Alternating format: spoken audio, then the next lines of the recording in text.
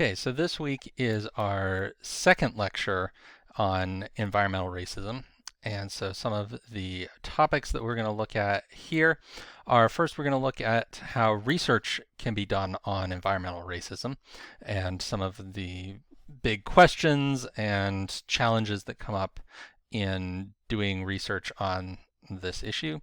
And we're going to look a bit at the so-called chicken or egg debate, which is one of the major arguments that's been had about environmental racism and has shaped a lot of the research on it. Then we're going to move into looking at critical race theory, which is a framework that is increasingly used to understand how environmental racism comes about.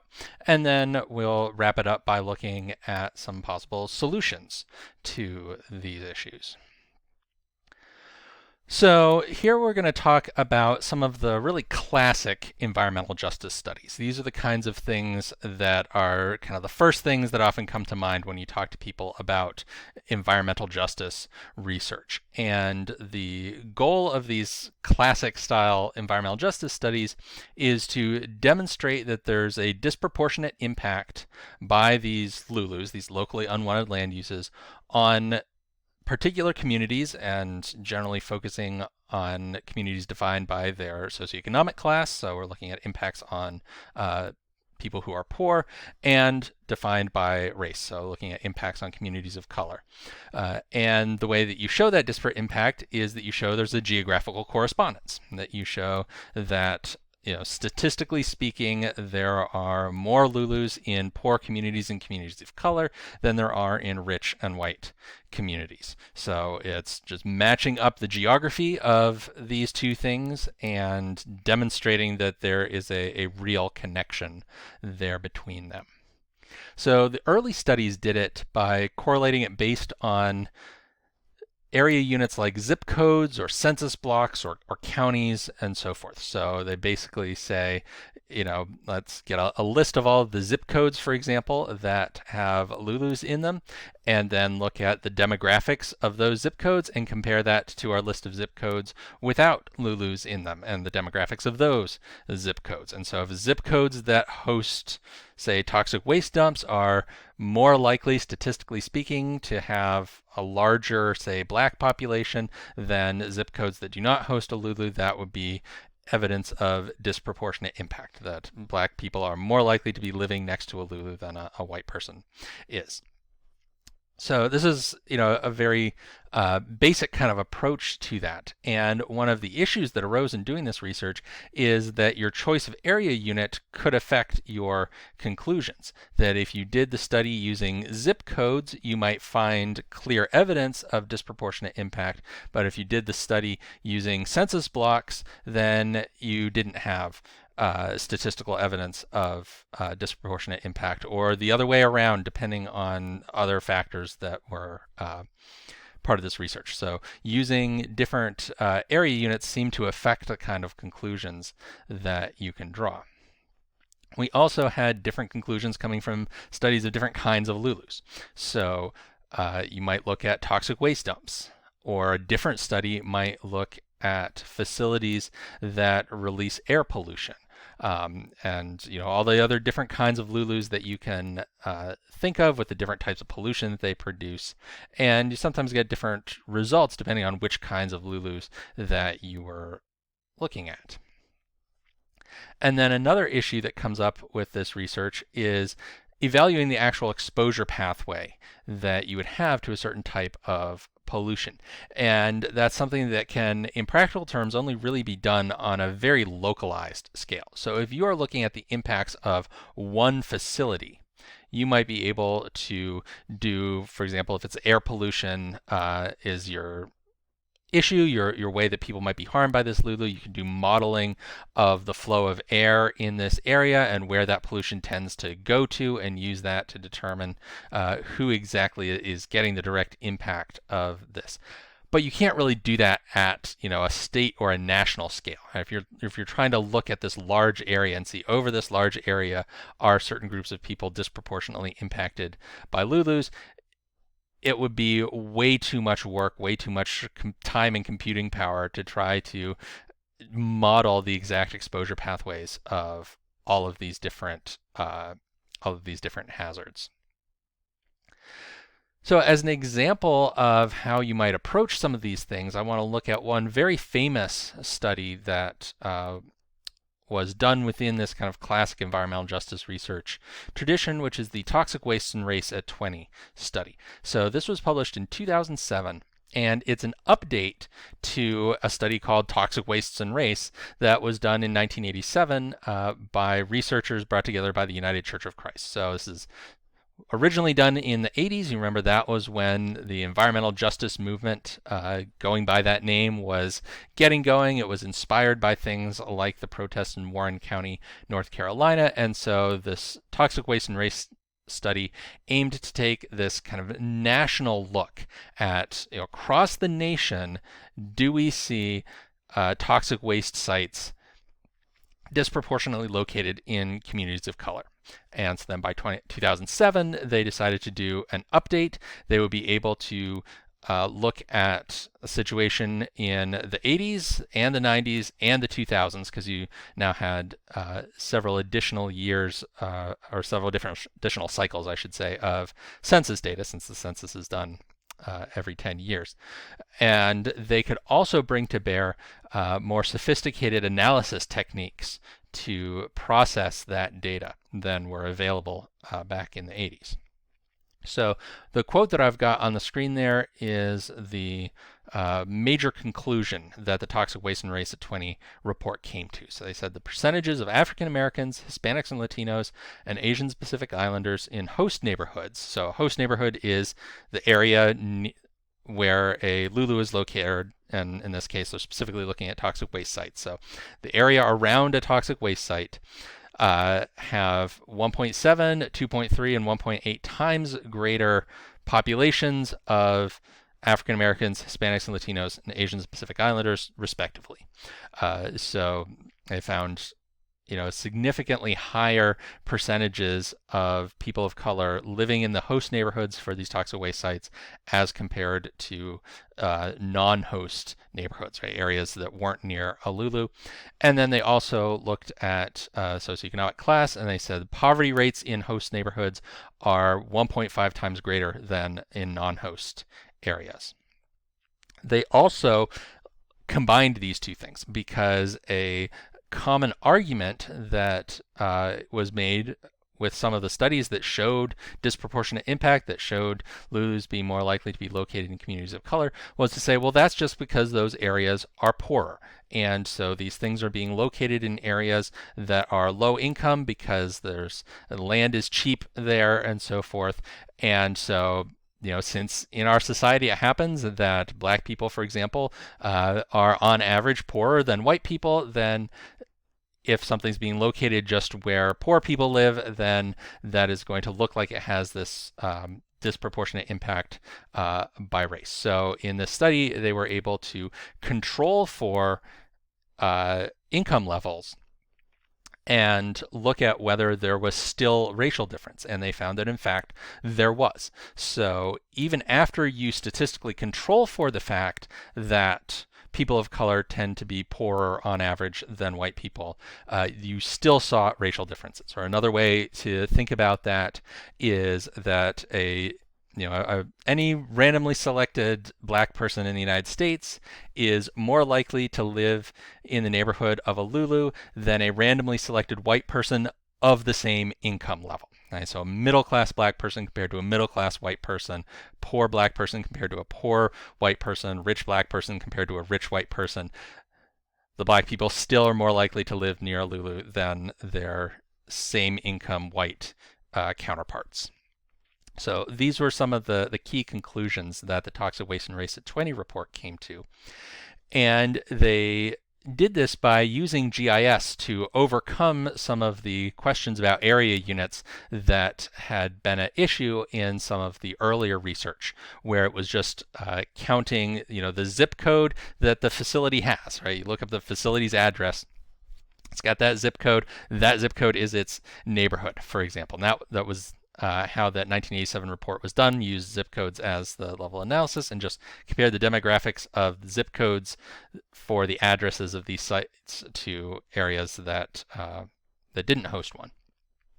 So with GIS, you can do more sophisticated things. So this is a figure from that report. And the top two pictures show the problem of just using the area unit that hosts the facility as its neighborhood and, as an indication of which people are affected. So in the first picture here, you can see that this facility marked by the triangle is in this, here they're using census tracts, so is in this census tract, that part of that census tract is farther away from that facility.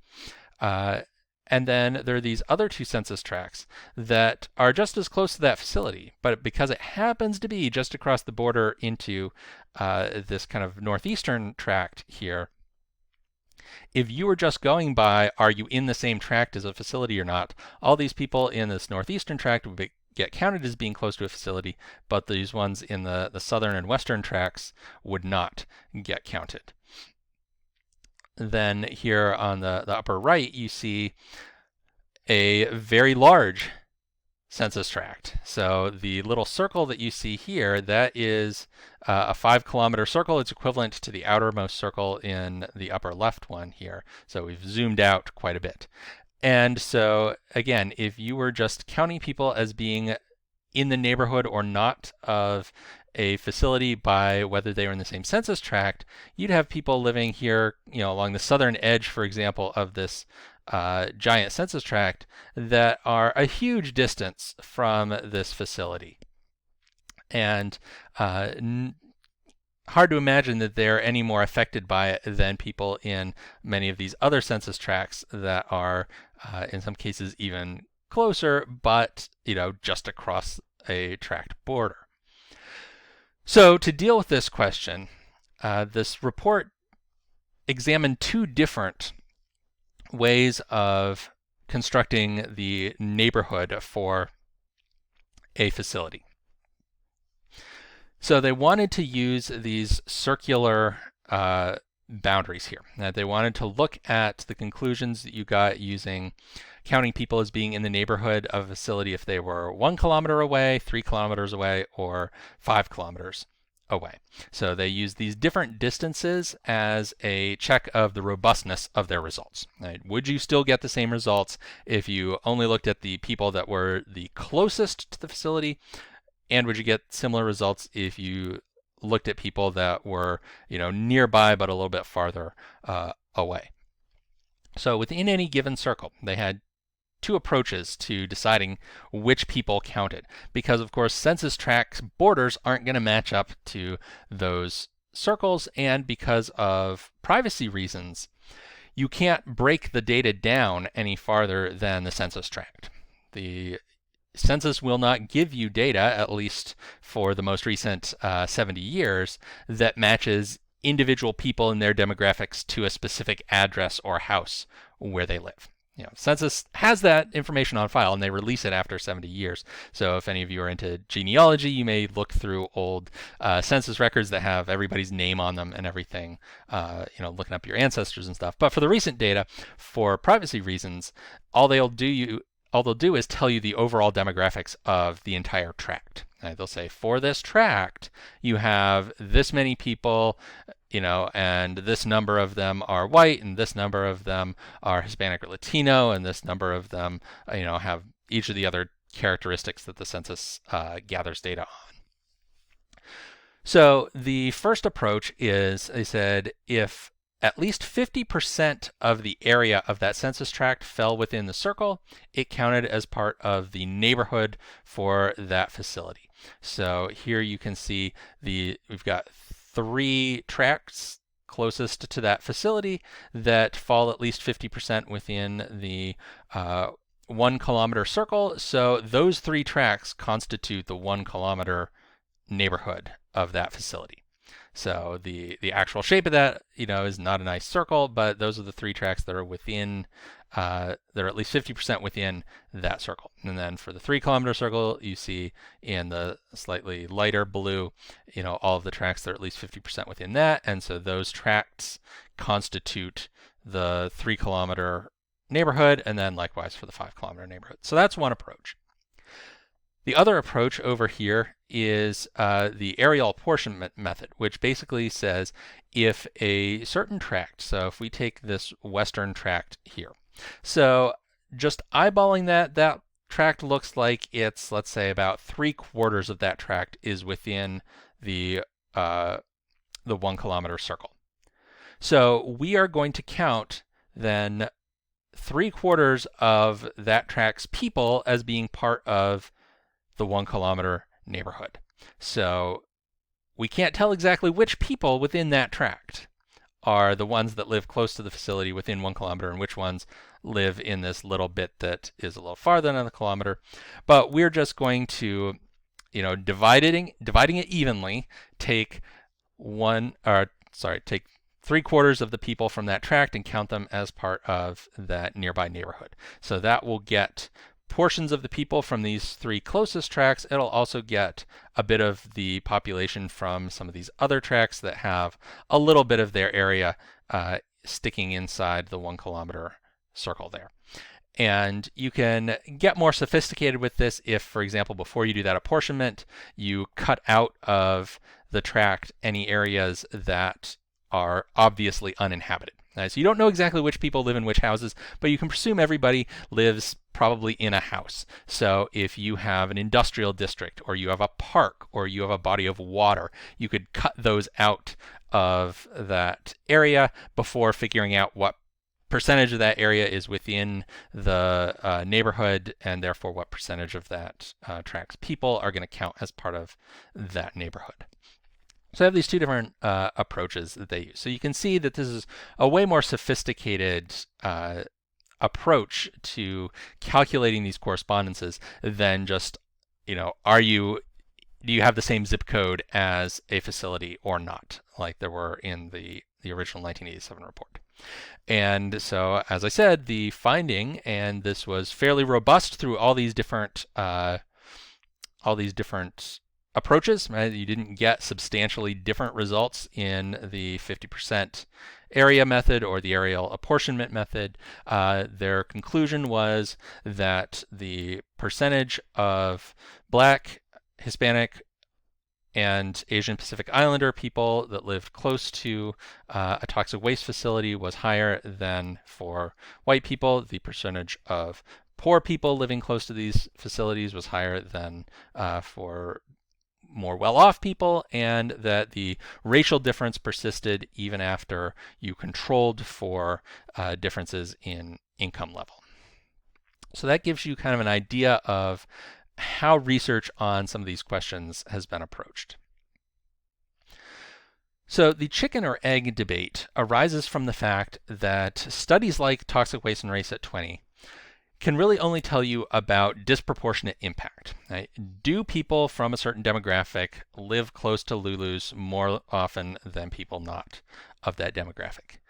Study like that can't tell you how the situation arose or why it's like that. Right? We know that, for example, the African American population of host neighborhoods is much higher than for non-host neighborhoods, but knowing that alone doesn't tell you how that came about. So the chicken or egg debate basically asks the question, did the Lulu come to the community, or did the community come to the Lulu? Right? So you could have a situation in one case where you have your Black neighborhood that is hanging out there with no Lulus, and then along comes somebody and builds a toxic waste dump in their backyard. Right? That's the kind of thing that the people in Warren County were protesting against. Right? There had been no toxic waste dump there before, and there was a new one that was going to get built. So the Lulu was coming to the community.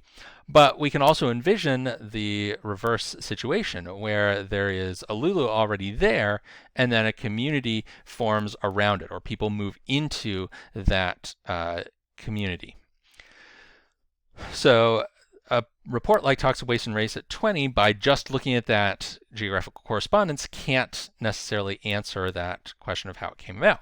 But you can do research on that question. Right? You can look at the date at which a Lulu was created and look at demographics before and after that. So if something was built in, say, 1993, you can look at the 1990 census before it was built and the 2000 census after it was built and compare the demographics of that neighborhood before and after to see if you had a, for example, a black neighborhood, then the Lulu got built there, or if you had a Lulu and then the neighborhood around it became predominantly black.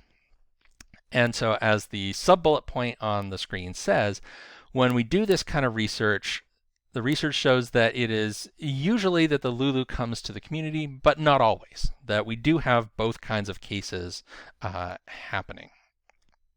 So we can ask, well, why does it matter which came first, right? You are still like breathing polluted air, whether or not the facility was built first or whether you were living there first. And the first reason is that this seems to affect allocation of blame.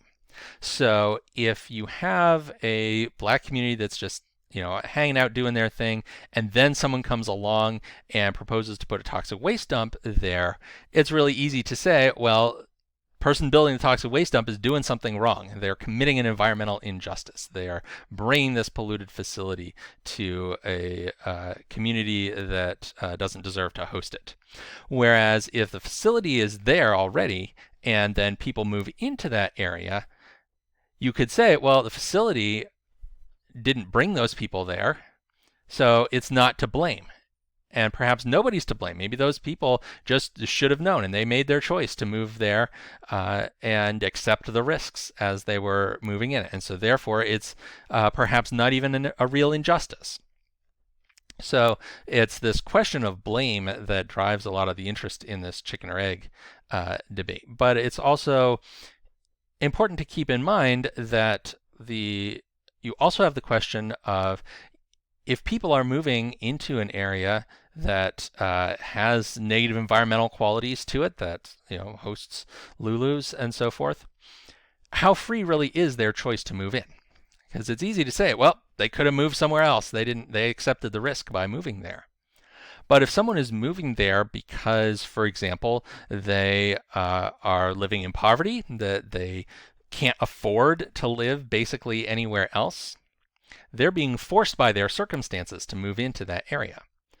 And so while that may absolve the owners of the facility from some of the blame, if neighbors move in that weren't there before, you can still see that as an injustice on this larger structural level, that these people are being forced to live next to a polluting facility when they just didn't have other options.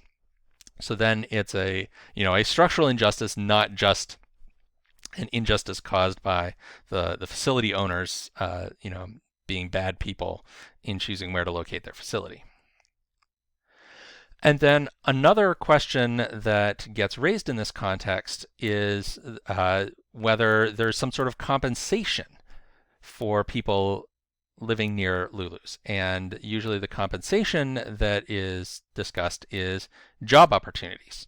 So another argument that you see made, and if you remember back to our discussion of the environmental justice question that came up in the presidential debate, this was basically the argument that Donald Trump made. He said, well, sure, these people may live next to a polluting facility, but by living there, they have access to jobs. And so those jobs are worth more to them than being free of whatever health hazards that they might encounter from the pollution. And so they're actually coming out ahead. The job more than compensates them for the environmental pollution that they're experienced. So this comes into the debate as well.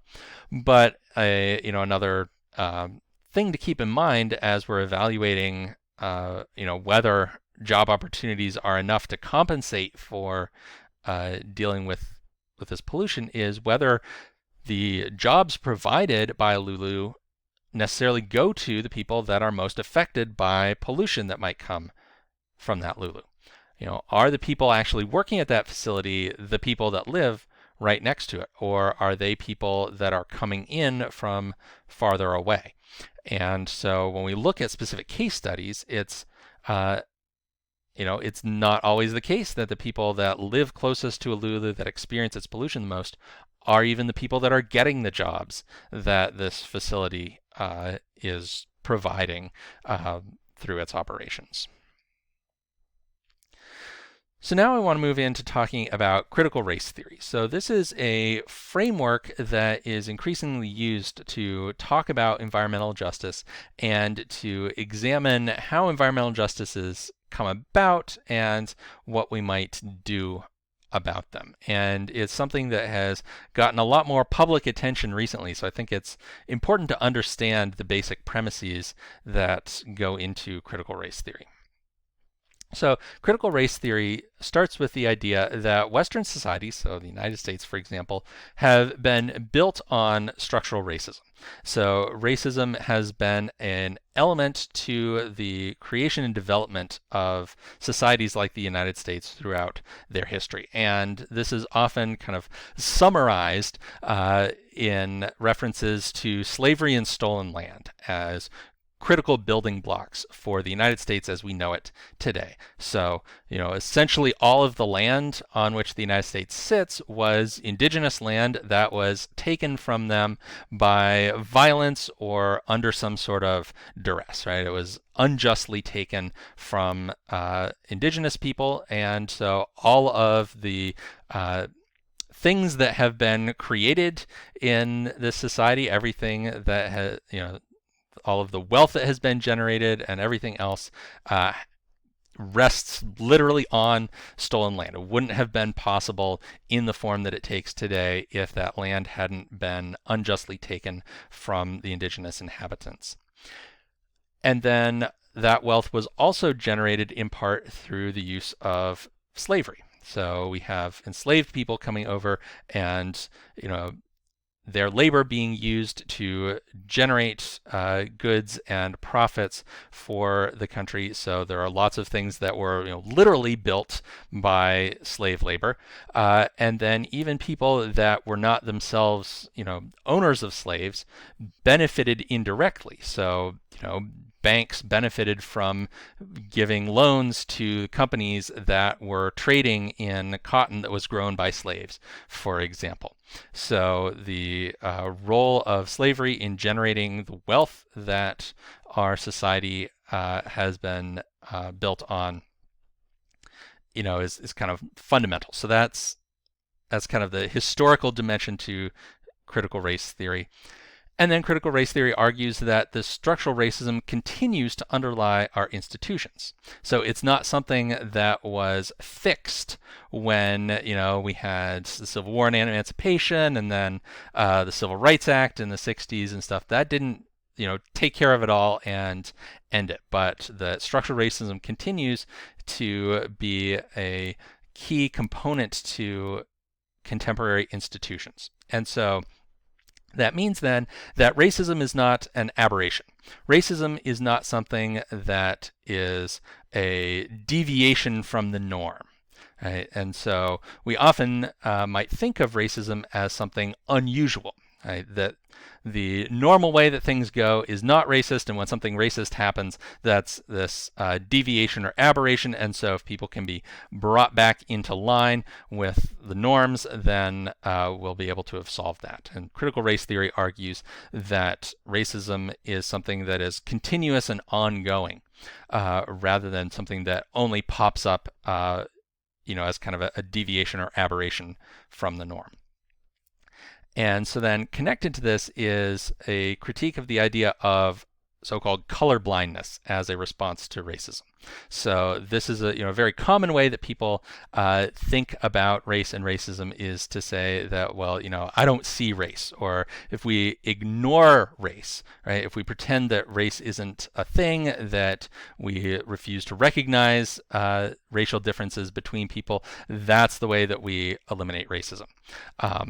But if racism is baked into the structures of the way that our society works, then you can't make racism go away simply by ignoring it. You have to confront it. You have to recognize it. You have to be conscious of the impact that racial inequality has had on the lives of everyone in our society. And it's only by being actively conscious of the role that race plays in shaping our society that we can actually uproot this deeply embedded racial structures to our society. And if we just pretend that race and racism don't exist, these racist structures will be perpetuated, they'll continue, and so therefore racial inequalities will continue. So related to this is an idea that is absorbed into a lot of discussion of critical race theory, which is called standpoint epistemology. And so that's a fancy sounding word. Epistemology is the philosophy term for the study of knowledge. What is knowledge? How do we know things? And so standpoint epistemology says your knowledge of things depends on your standpoint. Where you stand within society is going to shape the kind of knowledge that you're able to have about that society. And in particular, standpoint epistemology argues that those who are harmed by a system are going to have the most accurate view of that system. The people that benefit from an unjust system are not going to be able to easily see how it really works. And so this is kind of built on this idea of the just world theory. So the just world theory is a psychological concept that says that people want to believe that the status quo is basically just. And that goes back to the thing I was saying before about critical race theory insisting that racism is not an aberration. Most people would like to think that racism is an aberration because that would mean the status quo is basically just.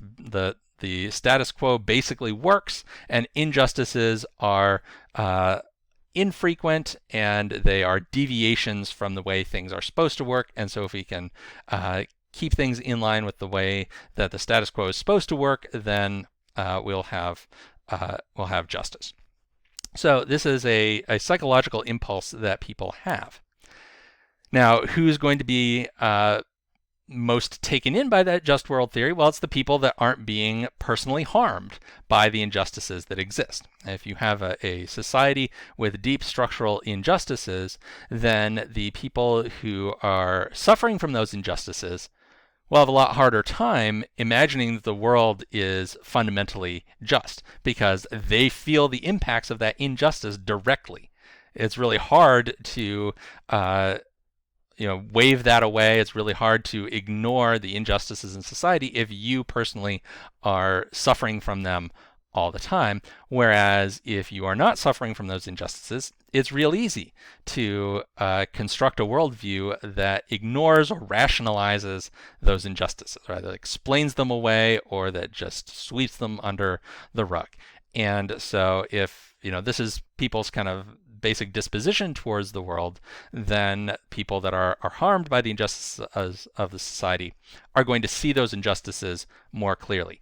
And so therefore it's important to recognize the ways in which your own position might give you a certain privilege to not personally experience these injustices, and then to compensate that by listening to the people that are harmed by these injustices and taking their reports on how the world seems from their point of view seriously. So standpoint epistemology encourages us to ask questions about society from the standpoint of people of color, to try to look at the world from the viewpoint of people of color rather than the viewpoint of white people, and then you can extend that same idea to other axes, right? So you can have a critical disability theory that says that the standpoint of disabled people is going to be more informative than the standpoint of a non-disabled person, and so forth through all the different axes of inequality that we can look at. And so because of this, we have specific variants of critical race theory that focus on the standpoint and experiences of the various groups of people that make up that umbrella of people of color. So if you remember our previous lesson, we talked about the advantages and disadvantages of thinking in terms of people of color as this big umbrella that encompasses everyone that's not white, because it can be useful sometimes to think about shared experiences that all of those groups might have, but that can also kind of homogenize those groups and ignore the specific distinct experiences that the specific racial groups have. And so you get variants of critical race theory that are specifically rooted in the experiences of Black people versus of Asian people versus Chicano, which is another term for Hispanic or Latino, and so forth. Another important theme that comes from critical race theory is the idea that racial categories are social constructs. And it's important to remember whenever we talk about social constructs that something being a social construct doesn't mean that it's not real. It just means that it's a social fact, right? It's a social reality as opposed to, say, a biological reality. Right? So social constructs are still real. Society is still a real thing, and people's lives are still really shaped by social constructs. But a social construct is different from something that is, a natural phenomenon or a biological phenomenon or so and so forth. And so if racial categories are social constructs, that means that they are created and perpetuated and reshaped by social forces. And that happens in the service of the interests of those who are powerful enough to reshape those categories. So critical race theory asks us to always be thinking about, for any racial construct, right, for any idea about what constitute racial categories, who belongs to which categories, what are the characteristics associated with those categories, and so forth. Ask who constructed this, right? Who came up with this idea? Who drew these lines? And what purpose does it serve?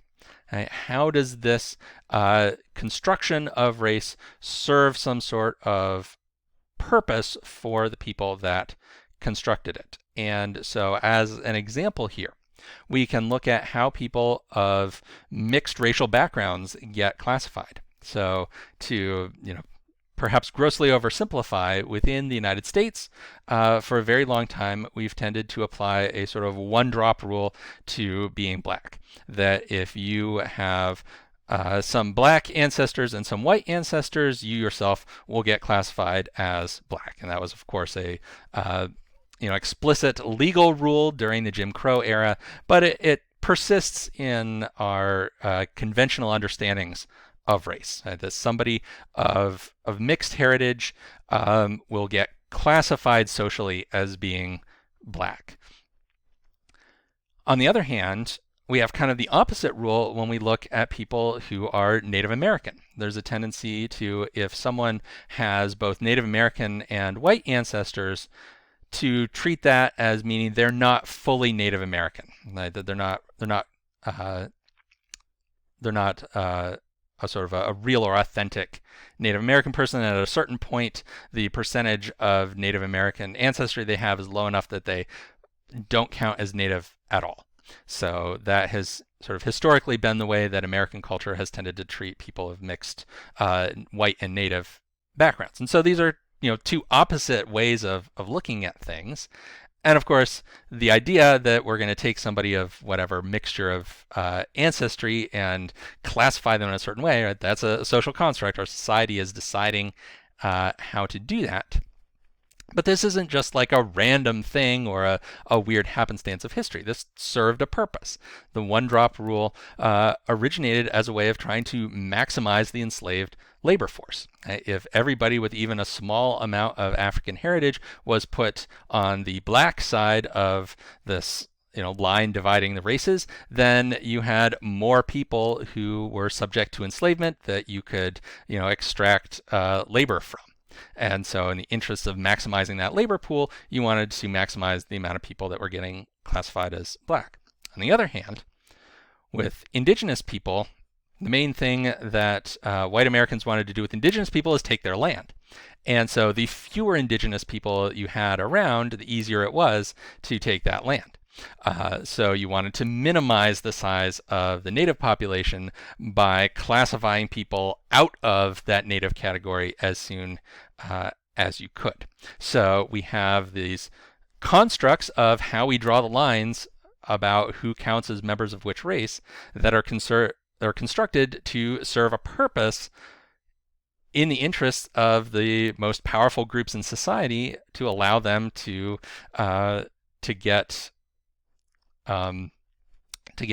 labor done by people they could enslave, and to be able to take land from people whose land they wanted. So this process we call racialization. So as we create racial categories and ascribe people to those categories, this is a process of racialization. And this is a useful word to keep in mind because it helps us remember that race is a process.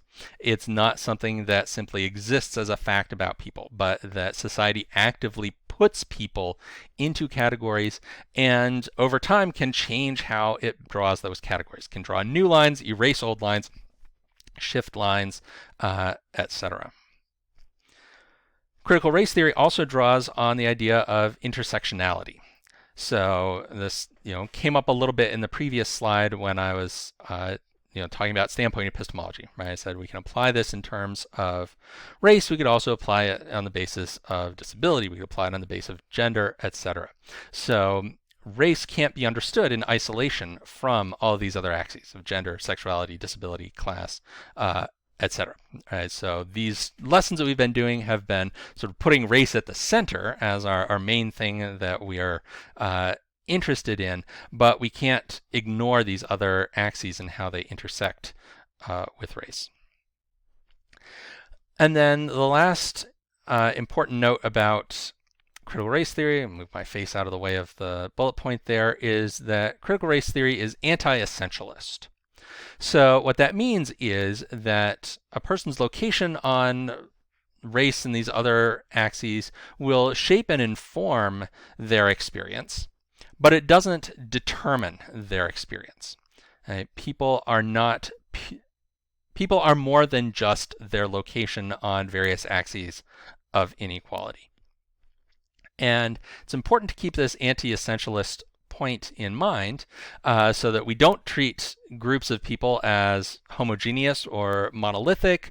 We don't assume that one person can necessarily speak for the experience of everyone that shares their demographics, and that how people understand their experience can change based on what kinds of theories and ideas they bring to that experience. And this then leads us into one of the problems with the way that some people have lately been talking about critical race theory. And the most notable example comes from an executive order that was put out by the Trump administration last year, where they banned diversity trainings based on critical race theory from being done by departments within the federal government. And in describing critical race theory in this executive order, it was described as or defined as a approach that teaches that, quote, any race or ethnicity is inherently racist or evil. And of course, they were thinking in particular of the accusation that critical race theory claims that white people specifically are inherently racist or evil. That's an essentialist claim. If you say that white people are inherently racist or inherently evil, can't be changed, it's in the nature of being white to be racist and evil, well, that's an essentialist claim, right? There's something essential to being white that can't be escaped or avoided. And if you held an essentialist theory like that, why would you bother doing a diversity training? Right? If white people are inherently racist and evil and that can't be changed in any way, then your diversity training is a waste of everyone's time and money. Right? And so because we come at this as from an anti-essentialist point of view, then the idea is, well, no, even the people that are in the position uh, of benefiting from racism within our society and of perpetuating that racism can learn about their situation and realize that that's wrong and change how things work. It's may be very difficult to do. It may be very complicated to try to change your outlook and approach on things, but there's nothing inherent to prevent that from ever possibly happening. So this then leads us to the question of what could we do to address racism? So if this is our perspective and understanding of this issue, what kinds of solutions does it point us towards? So first, it says that we need a race conscious rather than race blind approach to things. So again, we're not going to fix racism by ignoring it, but rather we have to actively look at, consider racial inequalities, and then do something to directly address those. We have to think about race rather than trying to just pretend that it doesn't exist, that merely eliminating formal racial distinctions and barriers is not enough to undo the deeper roots of structural racism. We also need to look at a spectrum of ways that racism gets played out that goes from major structural barriers down to what we call microaggressions. And so a microaggression is a little thing, a little indignity or insult or harm to someone that on its own, a single microaggression, if that's all you were looking at, would be something that might not be that big of a deal, might be something that somebody can shrug off. But if you get these all the time, and if you're constantly subjected to these, then they build up. It's a death by a thousand paper cuts type of issue. So as an example, one type of microaggression that sometimes comes up is mispronouncing someone's name. So if someone has an unusual name or a name that's not recognized by dominant culture in their society, it's expected that people might struggle at first to get the pronunciation right. But if people persist in failing to pronounce a name correctly and clearly show no interest in getting it right, if it's just a one-time thing, if somebody one time called you by the wrong name, you could, shrug that off. But if you're just constantly getting that, it adds up, right? And it becomes a significant burden on your life to have people constantly calling you the wrong thing. And so this is something that I've gotten a little bit of a peek into as a white person who has a weird name. So people will sometimes struggle with my name when I first tell it to them or they first see it because it's a name they haven't seen before. I'm probably the first stentor that all of you have met in your life. But my experience is that people generally will demonstrate that they care about trying to get my name right and will, work at it and will get the hang of it after the first couple times that they say it, unless there's somebody that is, just in general a jerk. But, the average person will work to get my name right. But I see friends of color who have unusual names who don't get that same consideration, who people insist on refusing to call them by the right name, refuse to learn the correct pronunciation. And I've even seen it when people, sometimes they'll have seen my name and not seen like my picture or anything, and they'll assume from the fact that I have a weird name that I must be a person of color. And I can see them change their attitude when they first see me. And they see that, oh, wait, you're like the whitest person I've ever met. suddenly they get clearly more interested in getting my name right. Um, so this is an example of a microaggression that it it gets to you after a while if people are constantly doing this, even though if it's just any one instance on its own wouldn't be a big deal. So we have a spectrum from these kind of microaggressions up to just major structural barriers that affect people, and all of these things are part of the landscape of racism that needs to be addressed. Another important question to keep in mind here is the question of where we begin to make change. And in very general terms, we can think of policy first versus persuasion first approaches. So a persuasion first approach says, well, the first thing we do is convince everybody to change their mind. Right, we do education, consciousness raising, and we persuade people that the current situation is unjust in some sort of way. And then once everybody, or at least a substantial majority of people, have changed their minds and agree that there's a problem, then those people will call for some sort of policy change. And they'll elect representatives that want to change this policy, and then the policies that are causing the problems will get altered. So that's a persuasion first kind of approach. The other approach is a policy first approach, that you get policies changed even if you don't have necessarily broad support for that. And there's various ways you can go about doing that, right? So you can go through the courts, for example, because the courts are not meant to be democratic. The courts will often issue rulings that are based on what the law says, even if most of the people wouldn't have agreed with that decision. You can also use other sorts of pressure tactics to get policies to change. You can find ways to get leverage to change policies even without sort of a broad base of public support, with the idea that once the policy is changed, then people will come around to supporting it, that public opinion will kind of follow that policy. And there's a lot of debate about the correct approach here. Do you start by persuading people and hope that eventually you'll persuade enough people that they'll change the policy, or do you focus on getting policies changed and expect public opinion to kind of follow after that?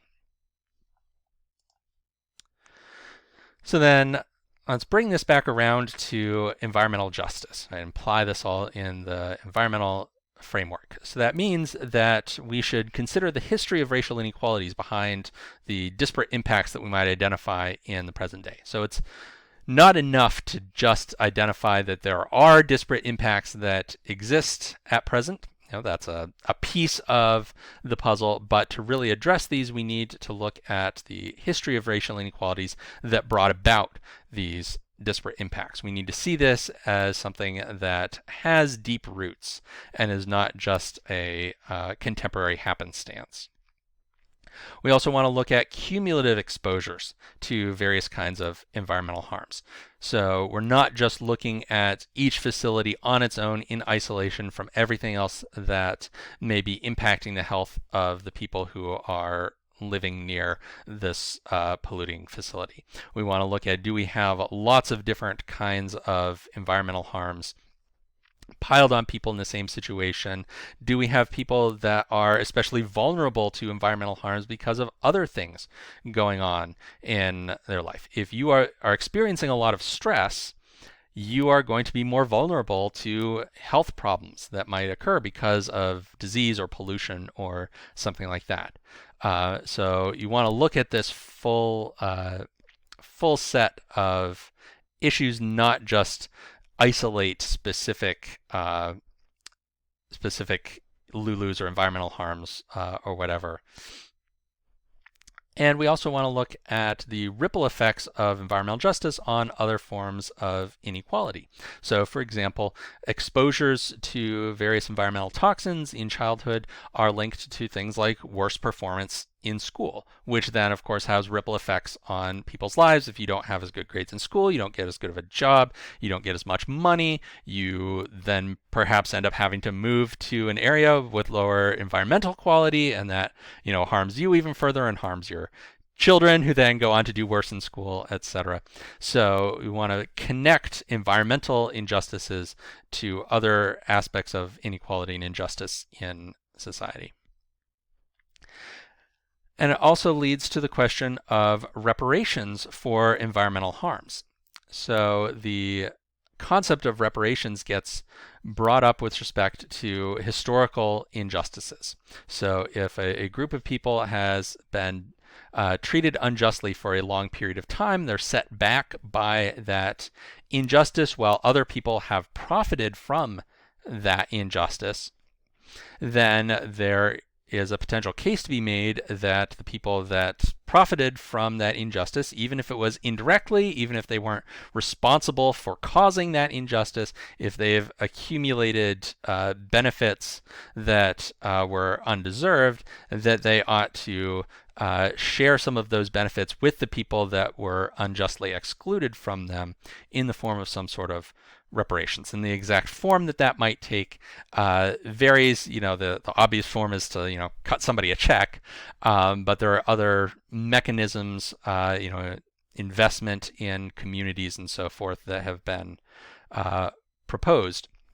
And so people talk about this reparations issue in general terms, but we also might think of it in specifically environmental terms. If certain groups of people have been historically subjected to worse environmental conditions over a long period of time, and that has disadvantaged them relative to people who were, because of that inequality, able to take advantage of better environmental conditions, is there some way that ought to be rectified and compensated beyond simply undoing the disproportionate impacts going forward?